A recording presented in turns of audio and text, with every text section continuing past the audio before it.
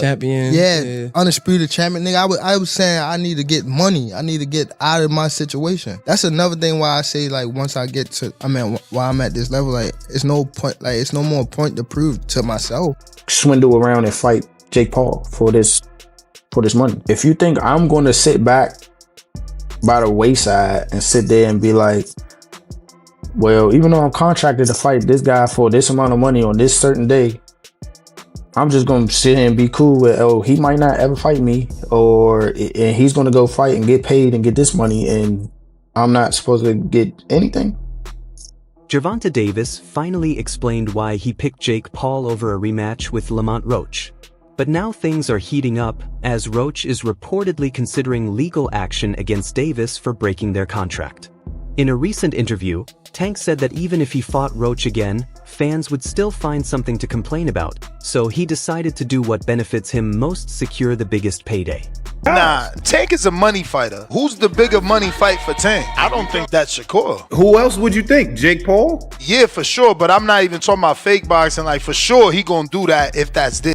It's clear that Tank Davis seems less connected to boxing as he heads into his fight with Jake Paul, and his recent comments suggest that feelings started right after his draw with Lamont Roach.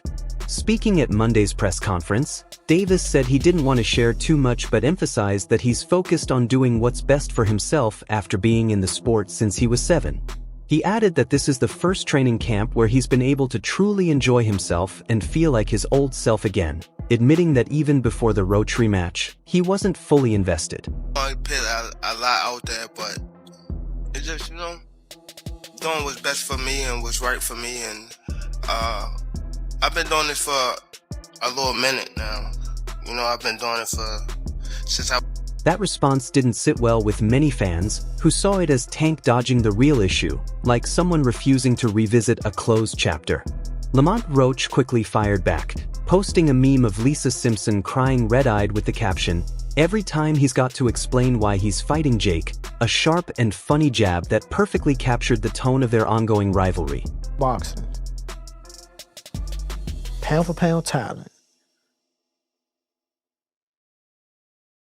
And me, on the other hand, coming up from 130 to 135 to fight this monster. That's going to make me a 2-division world champ. That's going to make me 2-time world champ. And that's going to put me in. But the humor couldn't hide Roach's frustration. He's still upset that the rematch he and most fans expected disappeared the moment Davis agreed to fight Jake Paul. When the fight was first announced a few weeks ago, Roach wasted no time taking another shot online, posting, "Told you all duck duck," followed by 4 duck emojis to drive his point home. Is like, just handle the business right. That's all. Just handle the business right. Don't think you're gonna do bad business with me and think it's just gonna be okay. No, we're gonna call you out every single time. Don't duck a fight with me and fight a YouTuber that's 200 pounds and think it's okay. It's not okay. I don't care what, unless you took the proper. Tank's choice to skip the Lamont Roach rematch for a fight with Jake Paul has now taken a business twist. Roach recently spoke about whether he plans to take legal action against Davis for allegedly breaking their rematch deal. In an interview on Inside the Ring, Roach confirmed he won't be taking Tank to arbitration, even though he could. "I never said this publicly, but no, we aren't going to arbitration because I'm very well taken care of," Roach said. He didn't explain what taken care of meant, but his tone made it clear someone had already made things right financially. Where to go to arbitration, then what? Then you got to pay lawyer fees, or you put your promotional company in a hole where they have to back you because technically it's on them. They're the ones who putting on the fight. That's who I have the contract. That's who draws up the agreement, the contract, or whatever the case may be. So, like, you know what I'm saying? Like, it's crazy for you to do business-wise. Roach publicly thanked Al Heyman, PBC, and Gervonta Davis's team for stepping in to resolve the issue. "I want to thank Al Heyman, PBC, and everyone who made things right on his behalf. Even though he messed up, they handled it on my end," Roach said. His statement confirmed that PBC had reached a private settlement, offering compensation to keep the matter out of court. For someone who had pushed hard for that rematch, it was a quiet, professional way to close the chapter, while also revealing how boxing business really works. When a star like Davis chases a money fight, his team makes sure every loose end is neatly tied up. It don't look like that's gonna happen. For everybody that keep asking me, everybody be on every single boxing page, boxing source, you're hearing it from the horse's mouth. It might not happen, or most likely not gonna happen for sure. Same, but I think he dodging that. Dodging God's plan. You know what to do, Rich. If you want to fight or you don't, simple. That's it. Not fact. For Gervonta Davis, this fight carries a different kind of meaning. He's admitted that his drive isn't what it used to be. After spending his life in the ring, building his record, and making headlines, he's now choosing financial security over legacy. In his view, he's earned that right. The fight with Jake Paul gives him a chance to make big money, stay healthy, and step away on his own terms. But that decision has sparked a bigger debate about where boxing is headed when its biggest names start chasing paydays instead of real challenges. Davis weren't friends. Him and Tank Davis weren't cool. They didn't really know each other like that. They were just cordial. This is a different cry from what he said about Tank Davis leading up to his first fight with Tank Davis. And I believe it is because he realized how out of pocket he had been. He realized that, well, let me make it seem like it's not as out of pocket to shit on him after he gave me an opportunity. Among today's fighters, few have spoken as openly about the situation as Shakur Stevenson. He said he understands why Tank made the move but admitted he wouldn't have done the same. According to Shakur, Tank nearly lost to Lamont Roach, and if he had taken the rematch and come up short, his value would have dropped. By choosing to fight Jake Paul instead, Shakur believes Tank made the smarter business move, cashing in while his name still holds maximum selling power. Can you blame a man for taking that opportunity? Because this is prize fighting, right? It's about making money and securing your family. Can you fault him for that? It's two sides of that. Like, okay. It just depends. Like, as a fighter, just because I had a draw with somebody, for me, I may run it back. But in a business aspect, if you run it back and you lose to Lamont, and then Terrence Crawford didn't hold back, saying Jake Paul's size makes this a risky fight for Gervonta Davis.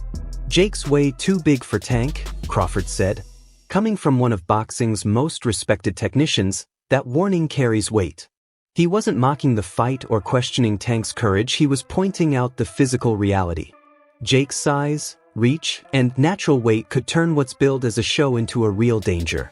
In Crawford's eyes, this isn't an easy matchup at all but a risky gamble, less about proving skill and more about surviving the size gap. Still, not everyone in boxing disagrees with Tank's choice. What's your instant reaction to that? I don't know what's going to happen with a 135-pounder going up against a 200-pounder. I think it's not a real fight. Jake just too big. Tank ain't gonna be able to get in from that jab. Jake land one good punch on Tank. It's over. Rolly Romero came to Tank's defense, saying people need to stop acting like fighters don't deserve to get paid. You can't blame Tank, he's got a family to take care of, Romero said. It's a simple point, but one that resonates with anyone who's seen boxers end up broke after long, brutal careers. His message was clear. No one else takes the punches, so no one else has the right to judge how a fighter chooses to secure his final payday.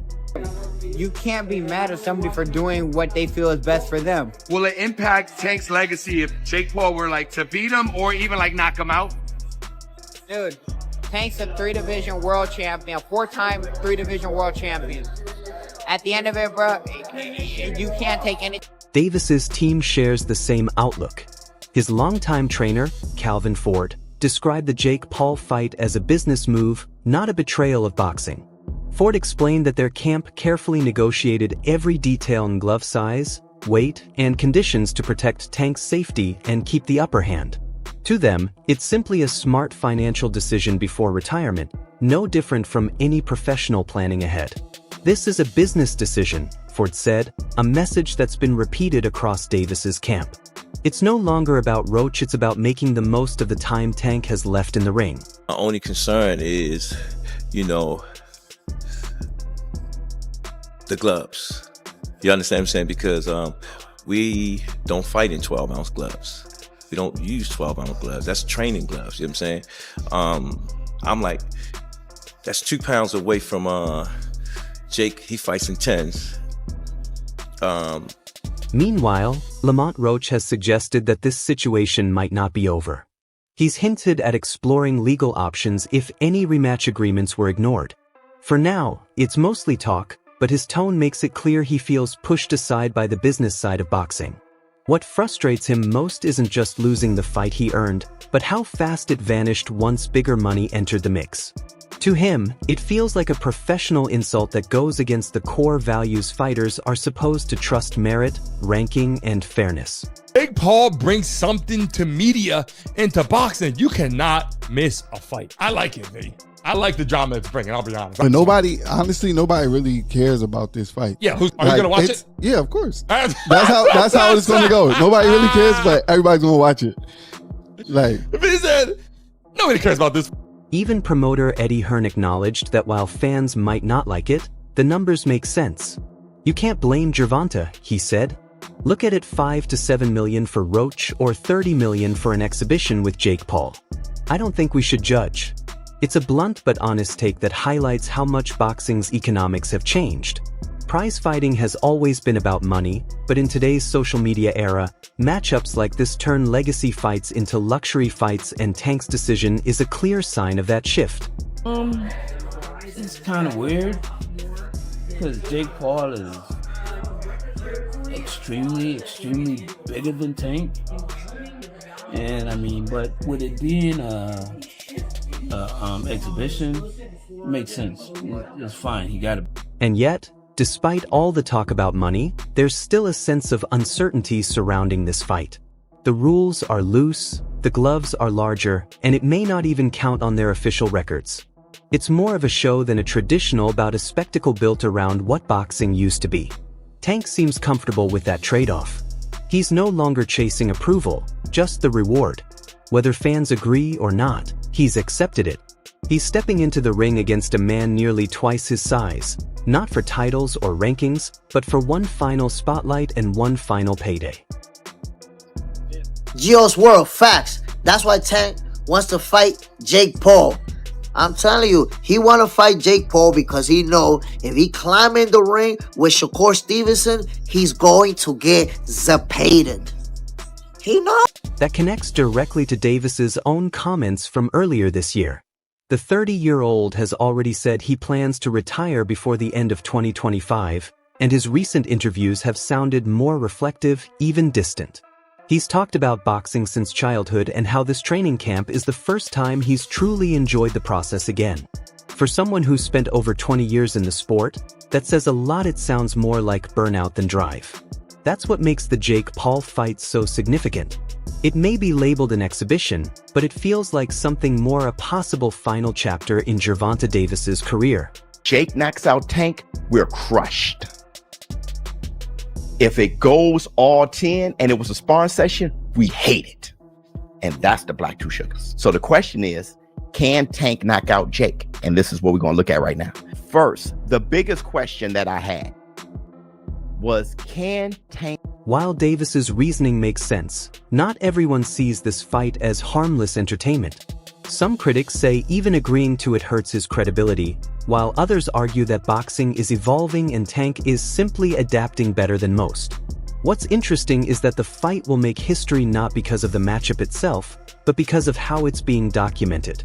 BoxRec, boxing's official record-keeping site, has introduced a new category called HYB Pro, short for Hybrid Professional. It's designed for bouts that blend exhibition-style rules with elements of professional boxing.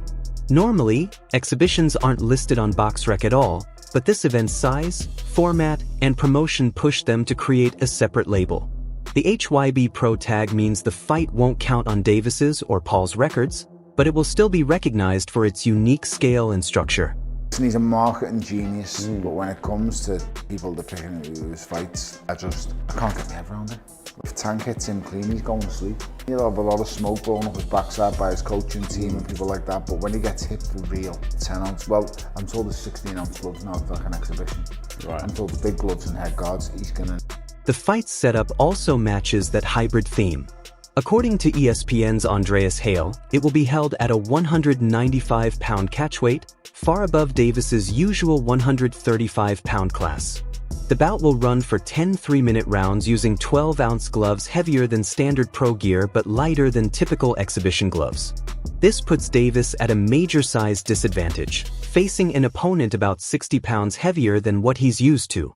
Still, the event is designed more for entertainment than pure competition, blurring the line between boxing match and show.